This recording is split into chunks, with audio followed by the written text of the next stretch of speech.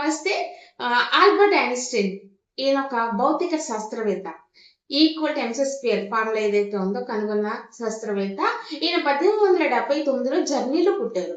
ఈయన అప్పట్లో ఎక్కువగా సెమినార్స్ ఇస్తూ ఉండేవాళ్ళు. ఈ సెమినార్స్ కోసం ఆయన అనేక ఊర్లు, అనేక పట్టణాలు తిరుగుతూ ఉండేవాళ్ళు. ఈయనతో పాటు ఒక కారు డ్రైవరు రెగ్యులర్ గా ఈయన వెళ్ళే ప్రతి సెమినార్ కి అటెండ్ అయ్యేవాళ్ళు. ఈయన ప్రతి సెమినార్ లోనూ ఈయన చెప్పే ప్రాజెక్ట్స్ కానీ, ఈయన చెప్పే మాటలు కానీ ఈయనకి డ్రైవర్ కి బై హ్యాండ్ అయిపోయింది. ఎందుకంటే 1కి 10 సార్లు వెళ్తే ఎవరికైనా అర్థమైపోతుంది కదా. సో వన్ డే ఈయన మళ్ళీ ఒక సెమినార్ బయలుదేరినప్పుడు ఈ డ్రైవర్ అడిగాడట, సార్ ఈ రోజు సెమినార్ కి వెళ్తున్నారు కదా, మీలా నేను కూడా చెప్పగలను అని అన్నారట. అంటే వెంటనే ఏమన్నారట, సరే ఒక పని చేద్దాం, ఈ రోజు సెమినార్ నువ్వు తీసుకో, నేను నీ సీట్ లో కూర్చుంటాను, నువ్వు నా సీట్ లో కూర్చోని.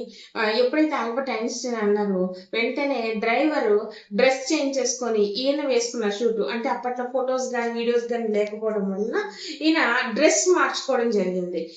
ఆల్బర్ట్ ఐన్స్టీన్ గారు వెళ్ళి ఆ డ్రైవర్ సీట్ లో కూర్చున్నారు, డ్రైవర్ డ్రెస్ వేసుకుని. అప్పుడు సెమినార్ కి వెళ్ళారు, అటెండ్ అయ్యారు. ఈయనని సాధారణంగా అందరూ ఆహ్వానించారు. సెమినార్ స్టార్ట్ అయిపోయింది. ఒక 40 మినిట్స్ అనర్గళంగా సెమినార్ లో డ్రైవర్ మాట్లాడేశారు. మాట్లాడిన తర్వాత ఆ సెమినార్ వింటున్న వాళ్ళలో ఒక వ్యక్తి లేచి అడిగాడు, ఒక క్వశ్చన్ అడిగాడు. అయితే అప్పుడు ఆల్బర్ట్ ఐన్స్టీన్ గారు అనుకున్నారు, ఎంతసేపు ఈయన సెమినార్ ఇచ్చాడు కానీ లాస్ట్ లో దొరికిపోయాడని ఈయన ఆలోచించుకుంటూ చూస్తుండగా ఈ ఎవరైతే డ్రైవర్ ఉన్నారో వెంటనే ఆ క్వశ్చన్ కి విన్న వెంటనే నవ్వి గట్టిగా, ఈ క్వశ్చన్ కి ఆన్సర్ నేను కాదు, నా డ్రైవర్ కూడా చెప్పగలడు, నువ్వు ఎంతసేపు నా సెమినార్ విని నువ్వు వేసే క్వశ్చన్ ఇదా అని సింపుల్ గా మాట్లాడేసరికి అక్కడ ఉన్న వాళ్ళందరూ షాక్ అయ్యారు.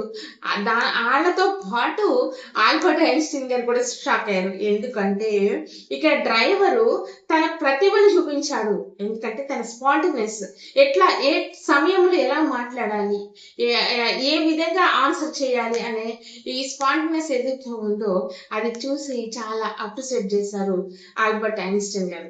ఎందుకంటే మనం ఈ మార్కెటింగ్ ఫీల్డ్ లో ఉన్నప్పుడు మనము మాట్లాడే విధానమే కాదు, మన స్పాంటినెస్ కూడా చాలా ఇంపార్టెంట్. ఎందుకంటే ఈ మార్కెటింగ్ ఫీల్డ్ లో ఎవరైతే స్పాంటినెస్ గా మాట్లాడతారో వాళ్ళు వెంటనే కనెక్ట్ అవుతారు క్లయింట్స్ కి. ఎందుకంటే క్లయింట్స్ కూడా వాళ్ళకి కనెక్ట్ అవుతారు. ఎందుకంటే వాళ్ళు మాట్లాడే మాటల్లో ఒక ట్రస్ట్ అనేది కనిపిస్తుంది.